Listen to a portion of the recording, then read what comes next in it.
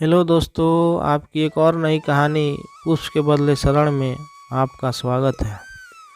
एक बार की बात है जब गौतम बुद्ध जी मगध राज्य के एक गांव में ठहरे हुए थे। गांव से थोड़ा बाहर एक मोची अपने परिवार के साथ रहता था। उस मोची के घर के पास एक तालाब था। एक दिन रोज की तरह सुबह मोची तालाब के किनारे पानी लेने गया। वहां उसने तालाब में एक बहुत ही अद्भुत पुष्प को देखा। वह पुष्प देखने में बहुत ही सुंदर था और चमत्कारी भी प्रतीत हो रहा था। मोची ने तुरंत ही अपनी पत्नी को बुलाया और वह पुष्प उसे दिखाया। मोची की पत्नी आध्यात्मिक और धर्म में आस्था रखने वाली थी।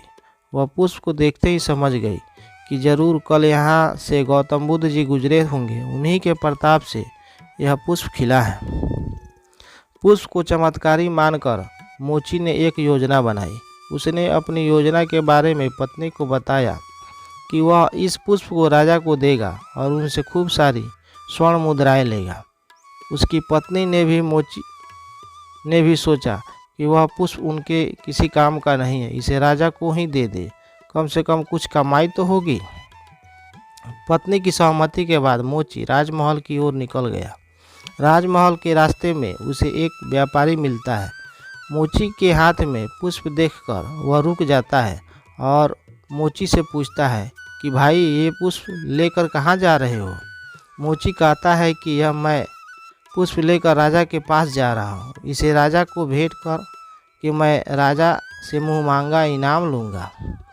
व्यापारी ने मोची को प्रस्ताव दिया कि तुम ये पुष्प मुझे दे दो, बदले में मैं तुम्हें 100 स्वर्ण मुद्राएं दूंगा। मोची सोच में पड़ गया। उसने सोचा कि जब व्यापारी इस पुष्प के लिए 100 स्वर्ण मुद्राएं दे रहा है तो राजा तो और ज़्यादा देगा। यही सोचते उसने व्यापारी को पुष्प देने से मना कर दिया। थोड़ा आगे चलता ही था कि उसे रास्ते में राजा आते हुए नजर आए, जो गौतम बुद्ध के दर्शन के लिए जा रहे थे। राजा भी मोची के हाथ में वो दिव्य पुष्प देखकर अचंभित हो गए। राजा ने मोची को पुष्प के बदले 1000 स्वर्ण मुद्राएं देने के लिए कहा। यह सुनते ही मोची के मन में एक अजीब सी चेतना आ गई और वह राजा को पुष्प न देकर सीधे दौड़ता हुआ महात्मा बुद्ध के पास जा पहुंचा।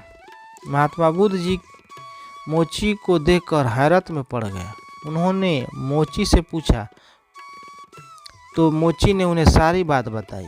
इसके बाद मोची ने वह पुष्प महात्मा बुद्ध के चरणों में अर्पित किया और उनसे कहा कि पहले तो मेरे मन में पुष्प को देखकर लालच आ गया था, लेकिन अब मैं समझ गया हूँ जिसकी छाया पड़ने से ही एक पुष्प इतना दिव्य हो गया हो, अगर उसकी शरण में मैं चला जाऊँ तो मेरे जीवन भी धन्य हो जाएगा। इसके बाद वह आजीवन महात्मा बुद्ध का शिष्य बनकर रह गया। कहानी से सीख मिलती है।